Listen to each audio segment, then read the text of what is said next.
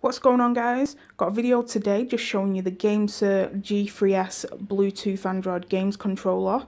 Now this also works for PC and Mac, so I will be adding some clips to this a little bit later on, showing you how well this works on the PC for gaming. Unfortunately, I don't have a Mac, so I can't test it out on that, but yeah, there'll be some PC clips in there. I'll go ahead and show you the box and get that out of the way. Just a nice plain box. Nice and easy to open, no faffing about.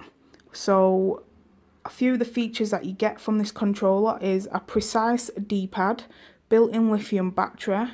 It's got a built-in dual shock motor, so you will get some vibration from this if the game supports it.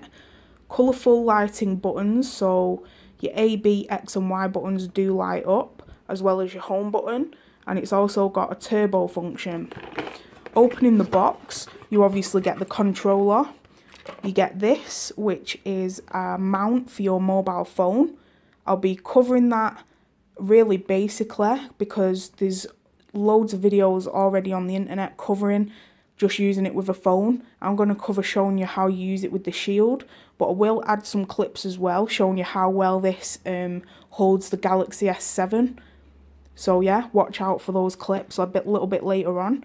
You get a USB dongle, which is for your PC. You get a micro USB to micro USB cable. And you also get a micro USB to normal USB cable. So that'll be for if you want to play on your PC whilst it's charging. You get instructions, a warranty card, and a little manual on how you set it up with the mobile phone mount. On this instruction booklet, you get a little QR code. Basically, you can scan that with a QR reader on your mobile phone or your tablet, and it will give you an app that's full of all games and stuff like that. So I recommend checking that out as well. I'm just going to shove all that back in the box and we'll get straight to business with the controller. So, as I mentioned before, you've got your light up buttons, which I think is a massive advantage for this controller. I've not seen any Android Bluetooth controllers have this. I may be wrong and I may have missed some out, but this is the first time that I've seen this on something that isn't an Xbox or other controller, so that's a nice feature. We've got some nice analog sticks that are very tactile. We'll just come out of that. Very tactile, very nice to move. Don't feel like there's much travel in them, you know, like they're cheap or anything like that. The D-pad is even better. Feels a lot like a PlayStation controller. If I was to describe this in looks, I'd say it's like a hybrid of a PlayStation controller and the Wii U Pro controller. If anyone knows what that is, I'd say it's the perfect combination of that. I'll just go around to the back.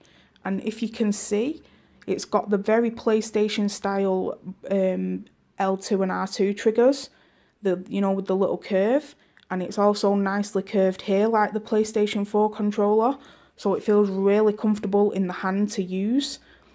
Doesn't feel heavy at all. On the bottom, we've got some LED indicators. So as you can see, this is lit up for Android. Next to it, we have got Mac or iOS. Next to that, we have got a mouse mode. And next to that is the PC mode. So, as we're connected to Android and I've got my Shield in front of me right now, I'm going to go straight into playing some games. Now, I've tried this on a few games and I'm going to start off with some basic Android games. Now, this hasn't worked perfectly with all of the games that I've tried. This game here, I can't get it to work with, this Euro Truck Driver. I can't get it to work with that. The buttons are all messed up and there's no way of configuring them. This Ultimate Soccer, it works quite well. Not amazingly, but it works alright. Now, where this really works well is games like Real Racing 3. So I'm going to open this and play a little game with it. And you'll see exactly what I mean. I believe this is a popular Android game. I don't really play Play Store games, so I had to do a little bit of Googling to find out which are the games that people play. So I give this a go. As you can see, it detected that controller straight away at the top. So it wants me to flick to the right to get started. As you can see, it's responsive. There's no lag at all. I'm going to go to amateur. And I'm just going to go to this first race here. Skip all this baloney. Press enter. And we'll go for the nice bright green car. As you can see, all the buttons are responding here. No problems at all. I'm going to continue on this. So we want to press select to continue.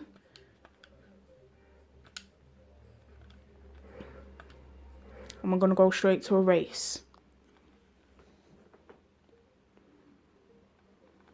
I'll try and keep the controller in focus as much as possible. It's a little bit difficult to race from behind the camera, but I'll try my best.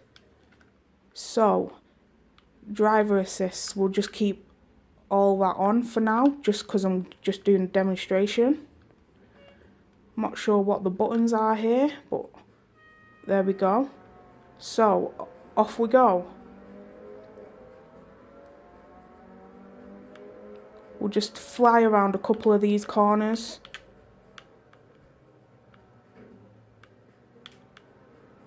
And you can get a feel for how responsive it is with this game.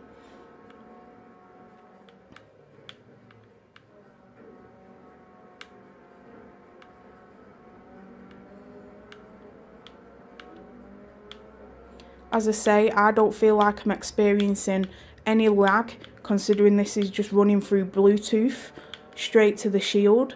It doesn't require a dongle for Bluetooth or anything like that. It just connects straight up. The only time you need to use the dongle is if you're going to be using this for PC. So yeah, I think that covers racing games with this. As you can see, it's not struggling at all, with no lag or anything like that. So we will quit this and we'll go straight to the home menu again. As you can see, it works just like the Shield controller. I press this blue light up button and it takes me straight to the home screen. So that was a basic Android game. As I say, I've tried a few of these and some of them don't work, so it's not responsive to all games, especially not on the Shield anyway. Could be different for mobile, I'm not sure.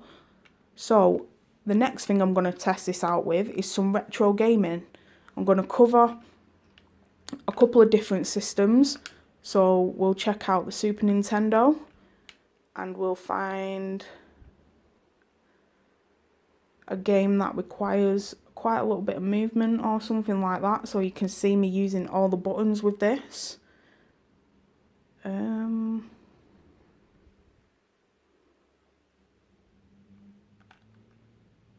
We'll check out some Donkey Kong.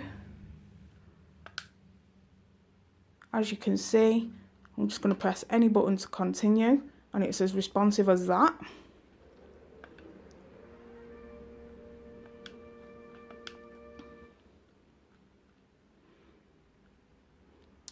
I'm going to cover this for the most part simply because I know a lot of people who subscribe to me play a lot of emulators and use the same apps for emulators that I use. So I just want to show you guys that it does work with this.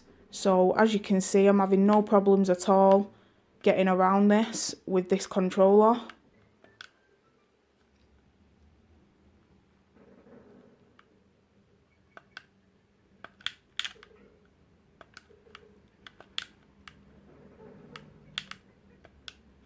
Jumping's all fine. No issues at all, with no lag either for this.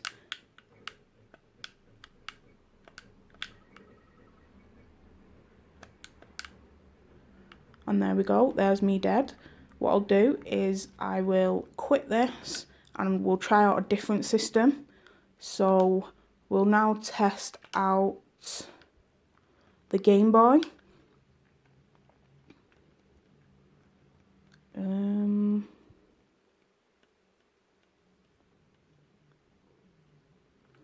Test out some boxing. Just gonna let that install for a second. So as I say, I would recommend this mainly, this controller, for emulators and for PC. Now, I'm gonna get to PC just after this, and you'll find in this corner here somewhere a picture-in-picture of a couple of PC games that I've played with this. Now, the PC games that I've played are Fallout.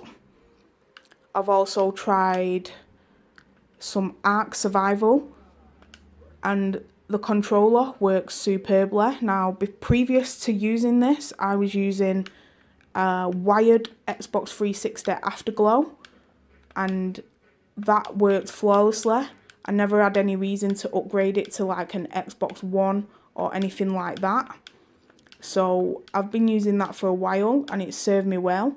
I'm now going to switch it and I'm going to be using the GameSir G3s, simply because it's wireless and it's just as responsive as the wired controller that I was using. So yeah, check out the clips that I've added to this, just that show you some PC gameplay. We'll just let this count out, and I think that will about wrap this up.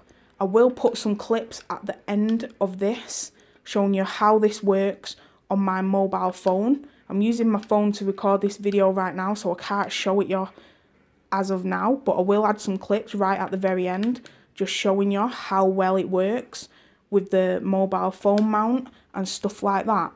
So yeah, I hope that this has been a little bit of a different spin on this controller. As I said, there's quite a few reviews already up for this, but they all seem super professional and they just talk about specs, show you them running a little bit of a Pokemon game on the phone, and that's about it. I've covered this for the people who game on their TV with Android, especially with emulators.